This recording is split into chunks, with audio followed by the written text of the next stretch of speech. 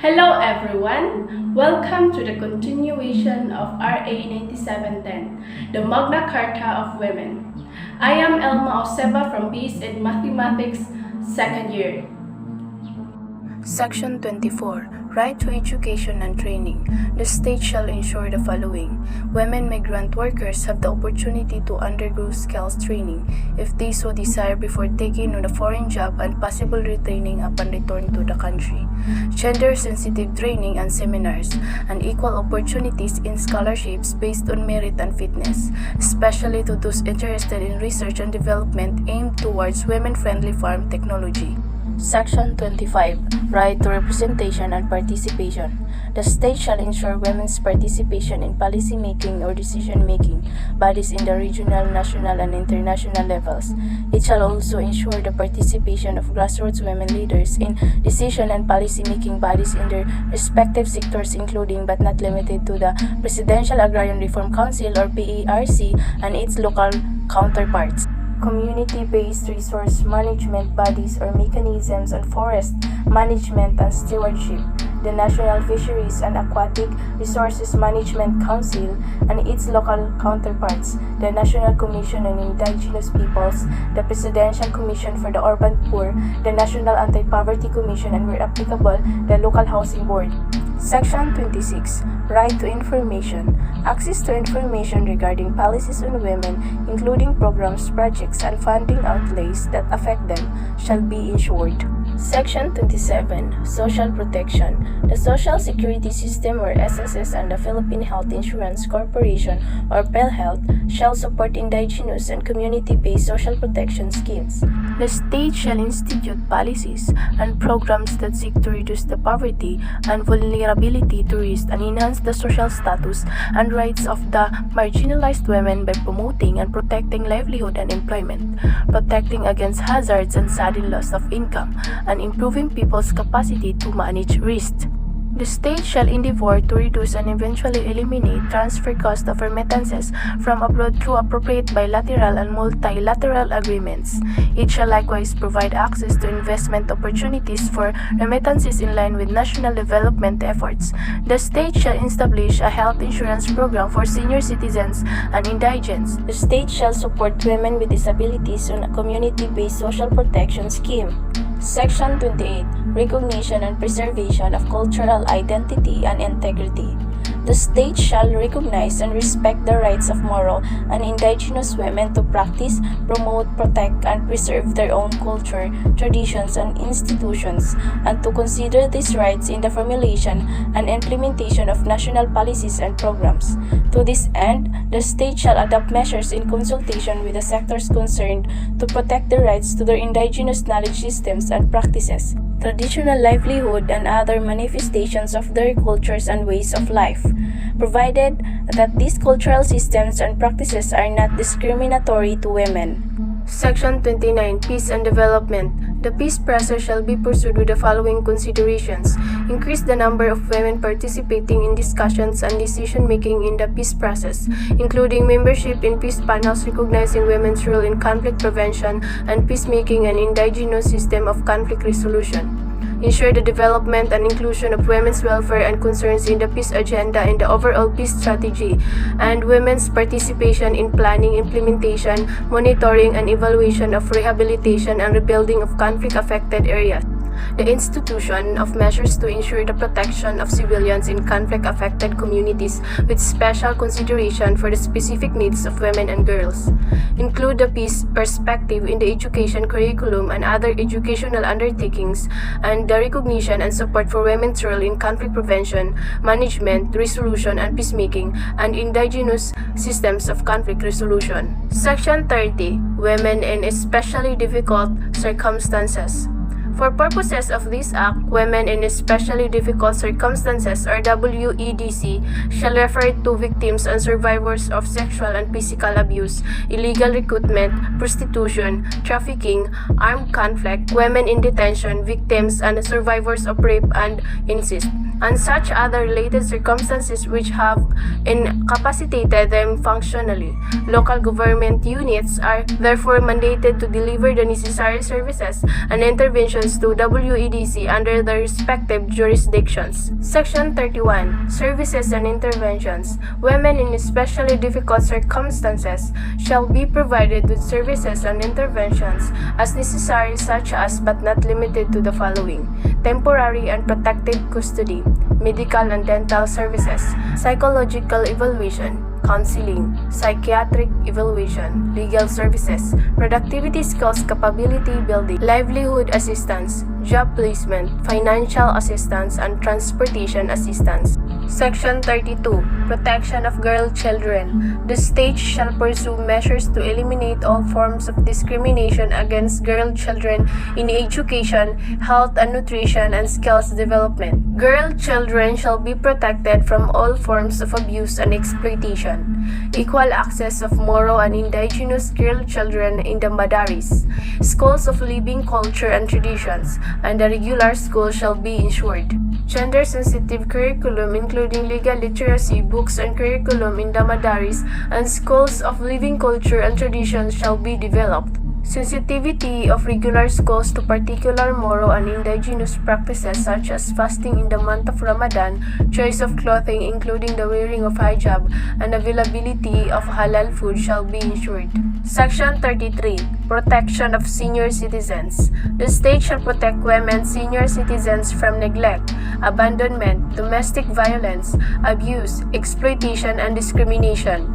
Towards this end, the state shall ensure special protective mechanisms and support services against violence, sexual abuse, exploitation, and discrimination of older women. Section 34. Women are entitled to the recognition and protection of their rights defined and guaranteed under this Act, including the right to non-discrimination. Section 35. Discrimination against women is prohibited. Public and private entities and individuals found to have committed discrimination against women shall be subject to the sanctions provided in Section 41 hereof. Violations of other rights of women shall be subject to sanctions under pertinent laws and regulations. Section 36. Gender mainstreaming as a strategy for implementing the Magna Carta of Women.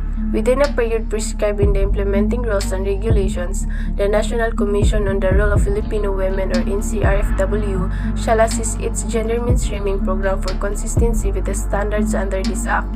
It shall modify the program accordingly to ensure that it will be an effective strategy for implementing this Act and attaining its objectives.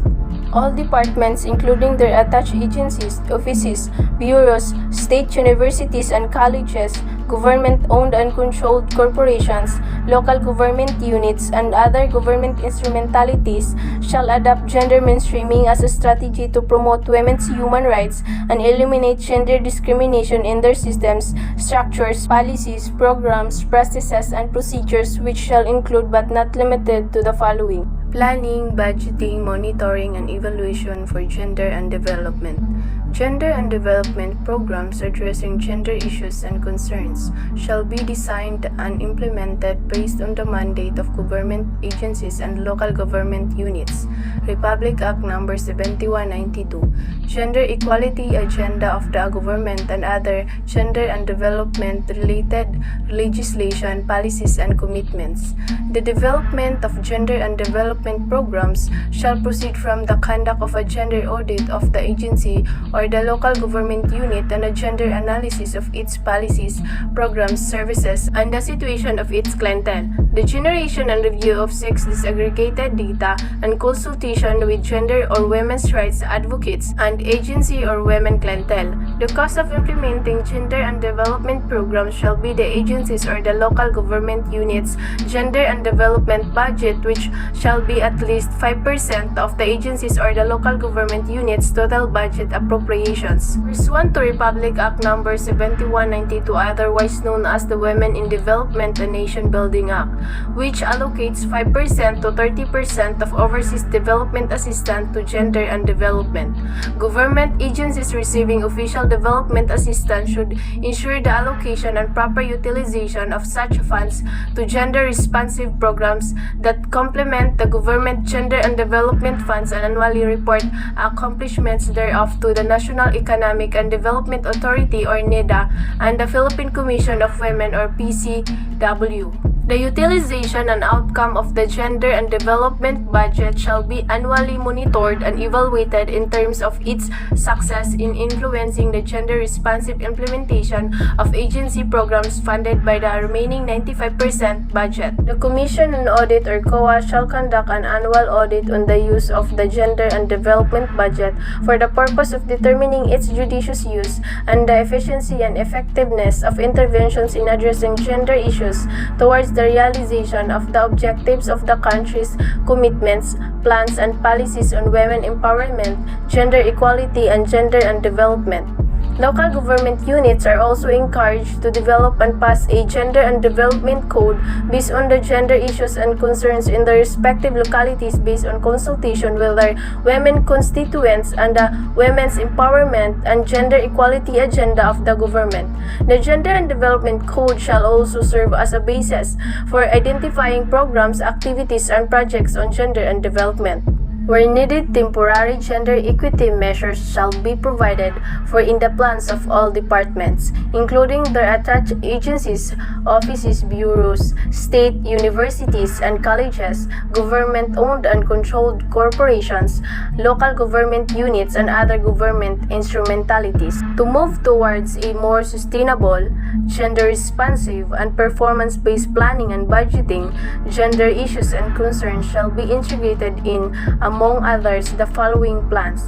First, macro socio-economic plans such as the medium-term Philippine Development Plan and the medium-term Philippine Investment Plan. Second, annual plans of all departments including their attached agencies, offices, bureaus, state universities and colleges, and government-owned and controlled corporations. And third, local plans and agendas such as Executive Legislative Agenda, Comprehensive Development Plan or CDP, Comprehensive Land Use Plan or CLUP, Provincial Development and Physical Framework Plan or PDP-FP, and Annual Investment Plan. Creation and or strengthening of the GAD Focal Points or GFP, all departments including their attached agencies, offices, bureaus, state universities and colleges, government-owned and controlled corporations, local government units, and other government instrumentalities shall establish or strengthen their GAD Focal Point system or similar GAD mechanism to catalyze and accelerate gender mainstreaming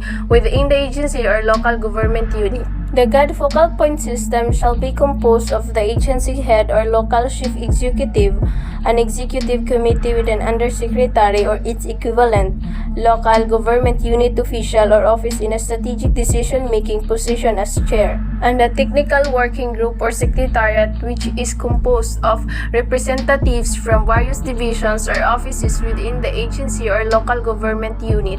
The tasks and functions of the members of the GFP shall form part of the regular key result areas and shall be given due consideration in their performance evaluation. Generation and maintenance of GAD database, all departments including their attached agencies, offices, bureaus, state universities and colleges, government-owned and controlled corporations, local government units, and other government instrumentalities shall develop and maintain a GAD database containing gender statistics and 6 disaggregated data that have been systematically gathered, regularly updated, and subjected to gender analysis for planning, programming, and policy formulation. Section 37. Gender Focal Point Officer in Philippine Embassies and Consulates. An officer duly trained on GAD shall be designated as the gender focal point in the consular section of Philippine embassies or consulates. Said officer shall be primarily responsible in handling gender concerns of women migrant workers. Attached agencies shall cooperate in strengthening the Philippine Foreign Post program for the delivery of services to women migrant workers. Section 38. National Commission on the Role of Filipino Women or NCRFW. The National Commission on the Role of Filipino Women shall be renamed as the Philippine Commission on Women, or PCW. The primary policy-making and coordinating body of the women and gender equality concerns under the office of the President, the PCW shall be the overall monitoring body and oversight to ensure the implementation of this act. In doing so, the PCW may direct any government agency and instrumentality as may be necessary to report on the implementation of this act and for them to immediately respond to the problems brought to their attention in relation to this act. To the extent possible, the Philippine Commission on Women shall influence the systems, processes, and procedures of the executive, legislative, and judicial branches of government, gender and development to ensure the implementation of this act. To effectively and efficiently undertake and accomplish its functions, the Philippine Commission on Women shall revise its structure and staffing pattern with the assistance of the Department of Budget and Management. Section 39. Commission on Human Rights or CHR. The Commission acting as the Gender and Development Ombud, consistent with its mandate, shall undertake measures such as the following. Monitor with the PCW and other state agencies, among others, in developing indicators and guidelines to comply with their duties related to the human rights of women, including the right to non-discrimination guaranteed under this Act.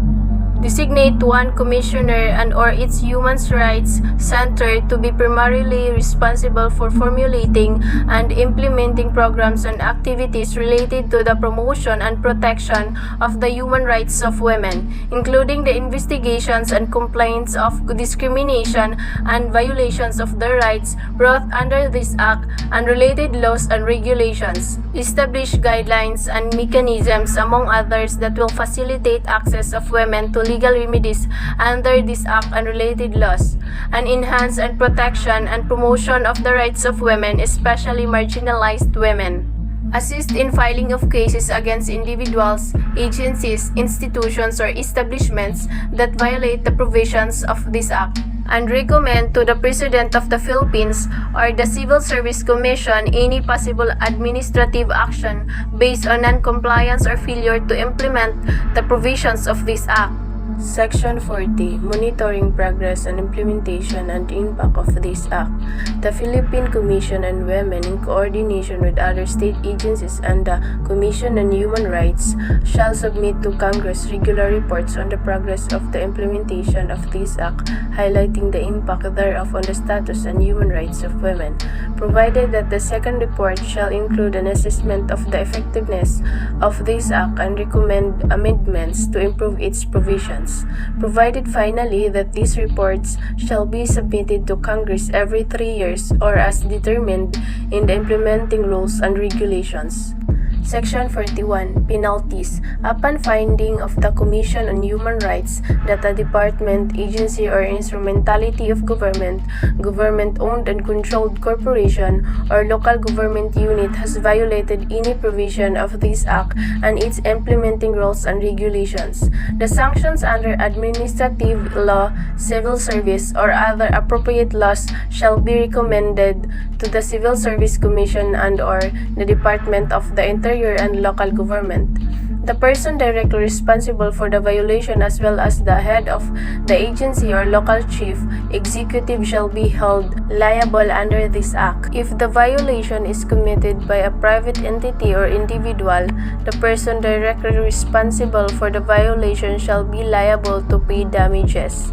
Filing a complaint under this Act shall not preclude the offended party from pursuing other remedies available under the law and to invoke any of the provisions of existing laws, especially those recently enacted laws protecting women and children, including the Women in Development and Nation Building Act, the Special Protection of Children Against Child Abuse, Exploitation and Discrimination Act, the Anti-Sexual Harassment Act of 1995, and Anti-Rape Law of 1997, the Rape Victim Assistance and Protection Act of 1998, the Anti-Trafficking in Persons Act of 2003, and the Anti-Violence Against Women and Their Children Act of 2004.